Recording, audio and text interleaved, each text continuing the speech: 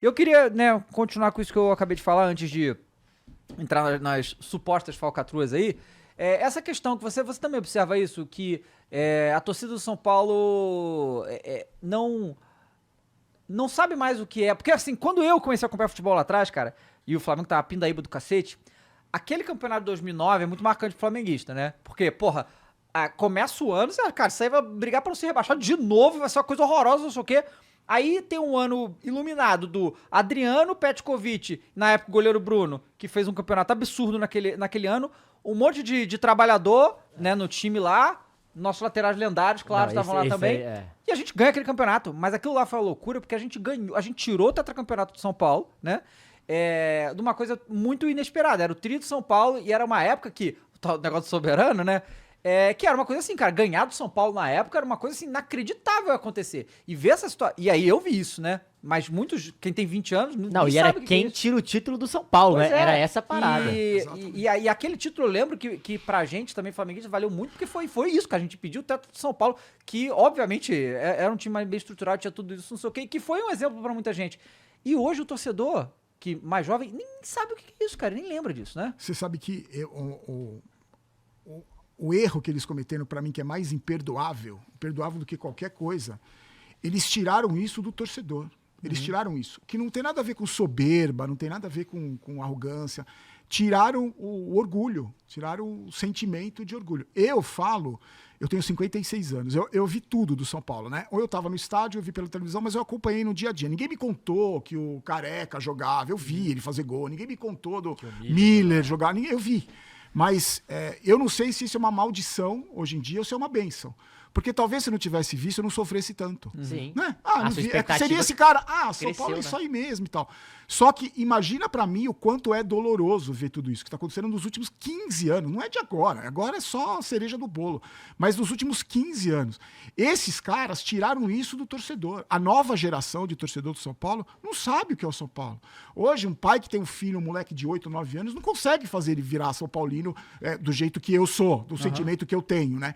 Porque hoje ele é a criança zoada na escola. Exatamente, o moleque é zoado na escola. Então isso pra mim que é o imperdoável, porque esses caras nunca tiveram preocupados com o São Paulo. Eles nunca tiveram preocupados com a instituição. Sempre foi, eu tô preocupado comigo mesmo e me dá bem aqui. Agora a gente tá vendo mais ainda, pelos indícios, né? A gente tá vendo mais ainda. E isso que me deixa mais triste, é olhar pra instituição, porque pra mim é muito... o São Paulo é um sentimento, a gente tem um sentimento pelo clube. E você vê o clube que você ama sendo destruído por essa corja, e aí isso que me deixa... Porque a gente não tem o que fazer. Vocês vão fazer o quê? Eu vou fazer meu vídeo no YouTube, vou informar, vou protestar, mas a gente não tem muito o que fazer. Começa a ficar até puto de tanto consumir coisa ruim o tempo todo, Exatamente. cara. E aí o que acontece? Tira o prazer de você torcer pelo seu time. Então, por exemplo, na votação do impeachment, o São Paulo tinha jogado na véspera contra o São Bernardo. Ia jogar contra o Corinthians no final de semana. Se não tivesse acontecendo nada daquilo, a gente estaria discutindo contratação, quem que vai trazer, quem que não vai, é o clássico, escalação, quem que o Crespo vai jogar. Não, a gente está discutindo o impeachment do presidente, as denúncias de corrupção, de lavagem de dinheiro, de camarote. E aí, quando você vai ver vai assistir o time jogar, que não recebe há 3 meses, que é um elenco que não é cobrado, que faz o que quer, isso tudo vai minando o prazer de você de torcer, de acompanhar o futebol. Então, vai lançar camisa nova, você fala, pô, você vai lançar, caramba. Não dá nem vontade, né? Exato, velho, porque o futebol, pra mim, é isso. É o prazer de acompanhar o jogo, é o prazer de brincar com o torcedor rival, é o prazer de comprar o uniforme. De tirar a onda, pô. É isso, cara, o prazer é esse. Uma coisa que eu acho que a galera não tem noção, e é isso que a galera fica, beleza, soberano e tal. Gente, antes, todos os clubes, eu lembro direitinho na minha infância, porque eu tinha um amigo em BH, São Paulino, era o único São Paulino do colégio.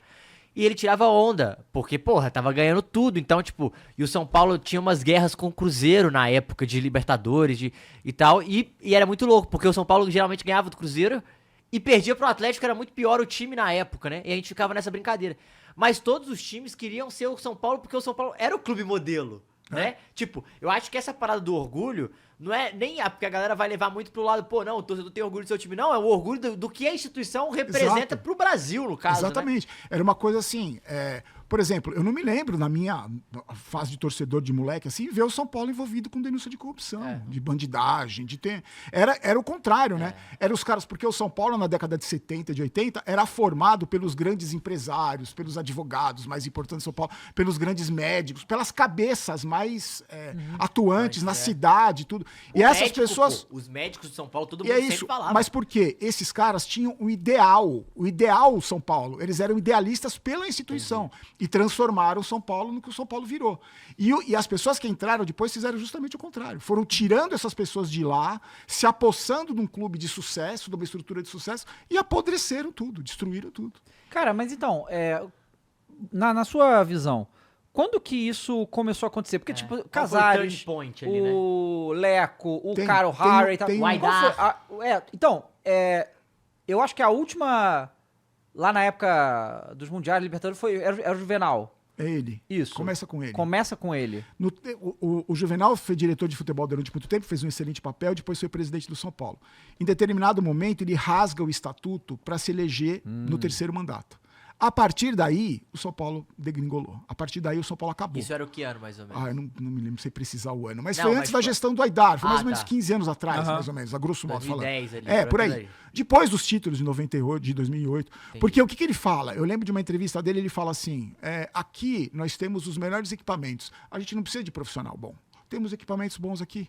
E aí começa a trocar as peças, começa a fazer... E aí as pessoas que se cercaram dele, que estão aí até hoje, né?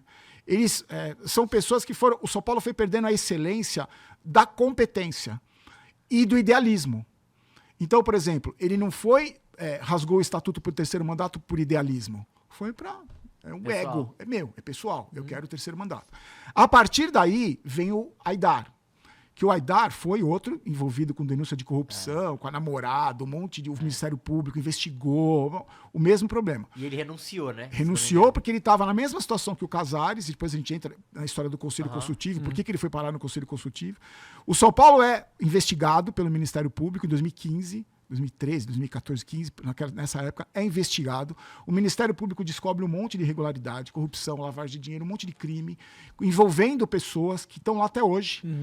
Só que aí, o São Paulo, que era vítima dessa história toda, a instituição, deu um parecer para a Justiça, através do Júlio Casares, que era já presidente em 2021, dizendo: São Paulo não sofreu nada. Não aconteceu nada aqui dentro. O Ministério Público e o juiz olham para isso e falam: se a suposta vítima está dizendo que não aconteceu nada, aí foi todo mundo inocentado, o processo acabou.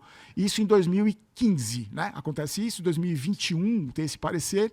Em 2024, o Schwartzman, que era um dos mais envolvidos, que tinha mais problema, volta para tomar conta das categorias de base do São Paulo. Então, E essas aí que pessoas... foi quase que vende?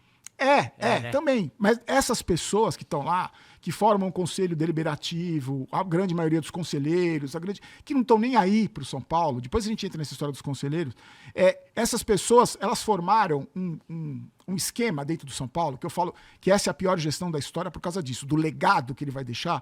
Formaram uma estrutura, não vou dizer esquema que parece pejorativo, mas interprete como quiser. A estrutura para se manter no poder.